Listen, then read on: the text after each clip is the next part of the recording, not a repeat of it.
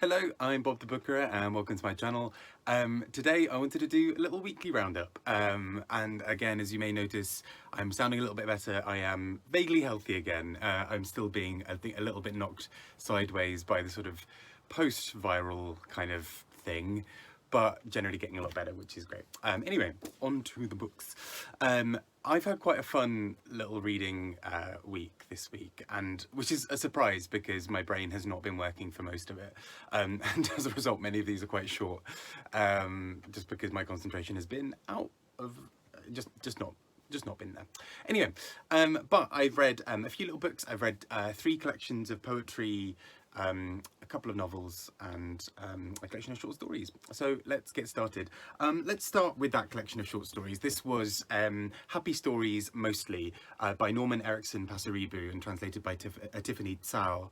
And this was on the International Booker long list and also on the Republic of Consciousness long list, so a prize. Of course, the prizes were there, they pushed me towards reading it, but I am really glad I did. It's a selection of short stories that are all sort of just about identity and queerness and family and sort of traditions and various other things. It sort of originally was written in Indonesian, and I just found it a really interesting and quite fun collection. I will say not that many of them have sort of stuck with me sort of since. I really enjoyed the process of actually reading them, and sort of just kind of getting a little bit lost in those worlds. But I have a little bit forgotten about them since, but there are some really fun ones in there. And I think actually, you know, Happy Stories Mostly, the title kind of hints towards the fact that obviously there'll be some dark ones in here, but actually there's a real sort of lovingness and a real softness about some of the tone. Like, you know, you might have a queer character who's sort of finding themselves and sort of thinking about who they are. You might have characters sort of pontificating on various things, and sort of trying to work out who they are within sort of university settings or family settings or wherever else. And so I did enjoy this and thought it was a fun little selection. I kind of see in some ways why it maybe didn't make the shortlist. I think maybe there isn't as much of a punch in quite the same way as something like Cursed Bunny, whether you love it or don't. But still, I thought it was a really fun and nice collection. Next, one of the novels I read was also queer. I think 5 of 6 here were by LGBTQ plus authors, which is kind of a bit of a surprise in some ways, but also given most of my TBR, not a surprise. But this was Neil Blackmore with The Dangerous Kingdom of Love. And so I absolutely raved before about Neil Blackmore's previous book, which I really enjoyed, and the title of which is, oh yeah, The Intoxicating Mr Lavelle, which I really enjoyed.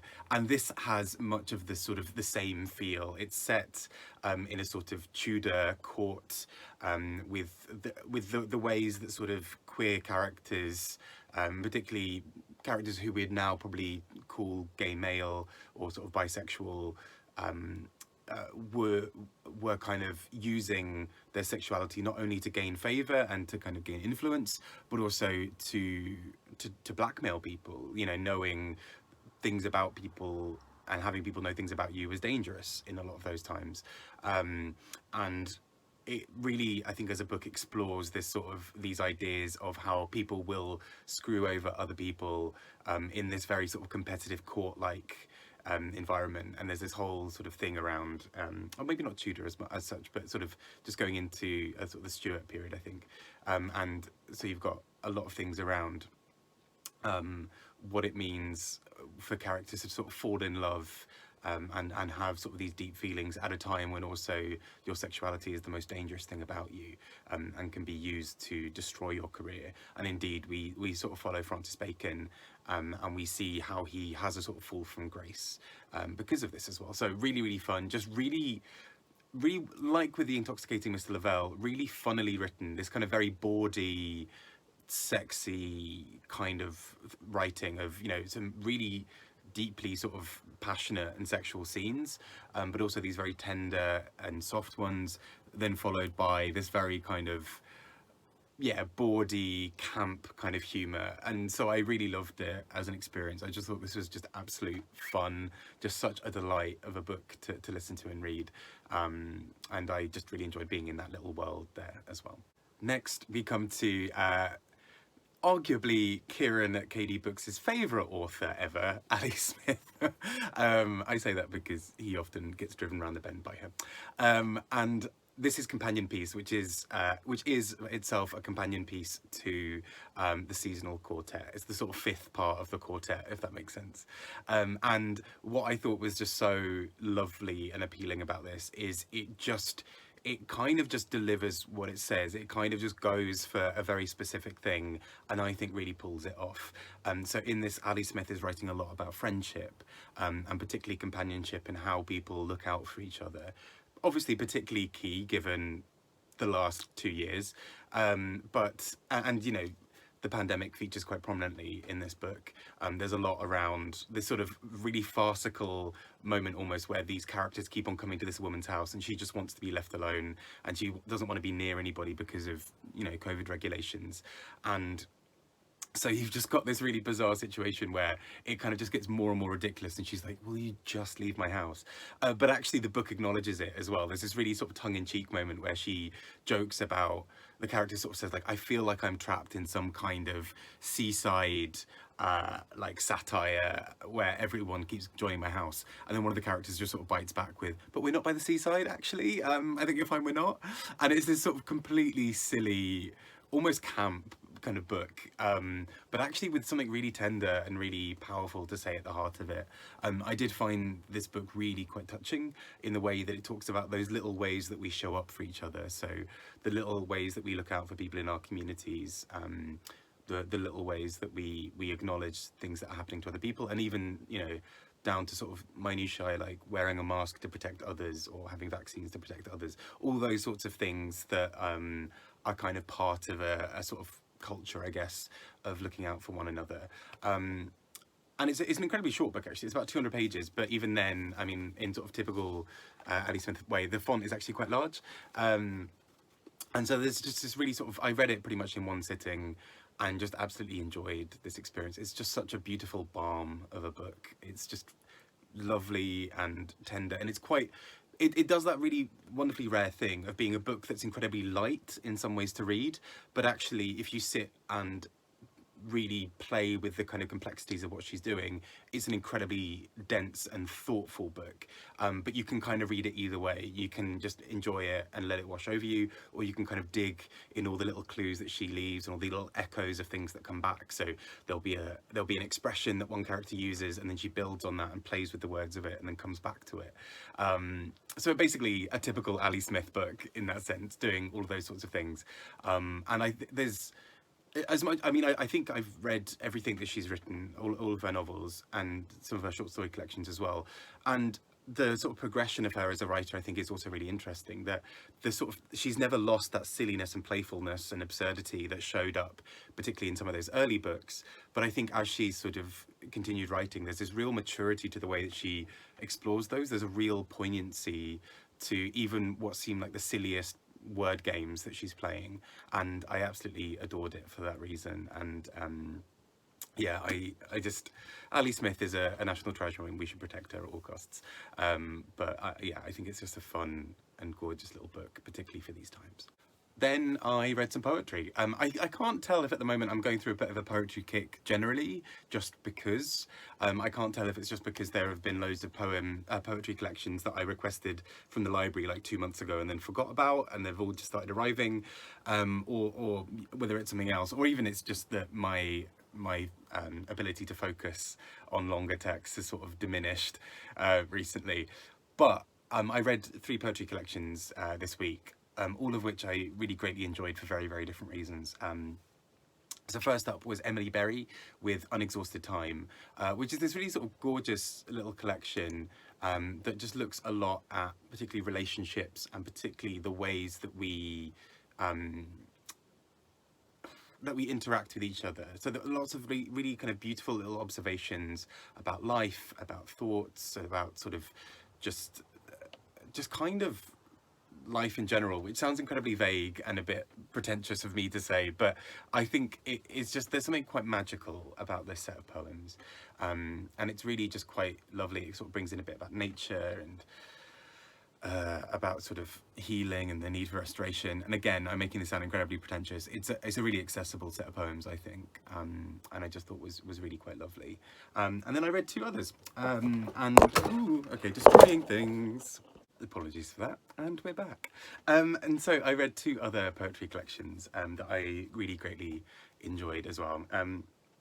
The first was Joelle Taylor's Cunto and Othered Poems, and this won the T.S. Eliot Prize recently. And I'd kept on sort of hearing bits about it, and just a lot of people really loving it. And I hadn't really heard of her before. I hadn't really heard of this collection, so I sort of thought, okay, cool. Let's, there was a little bit of buzz around it. Let's give it a little try. So I got it from the library, and it's just a really quite profound book. I think it again toes this really interesting line between being quite an angry collection, quite rightly so, about kind of queer lives being threatened or endangered, queer spaces being taken away, and those sorts of things, but also it handles it with so much love. Like, this feels like a book of community. It sort of is advocating for people, but also trying to protect people at a sort of softer level of sort of looking out for each other and kind of providing community.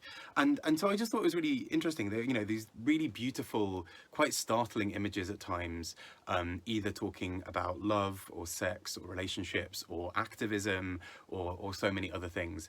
And there's a real sort of urgency to these poems. There's a real power to the force of the language with them. And yeah, I'm really kind of glad this was sort of, it was one of those things that sort of came to my attention. I sort of heard about it because I really enjoyed this experience of reading it, and especially really loved just the way that she's able to construct lines in this very tight, clever way, where it just feels like there's a real precision with the language that no other word could have fit in any of those places.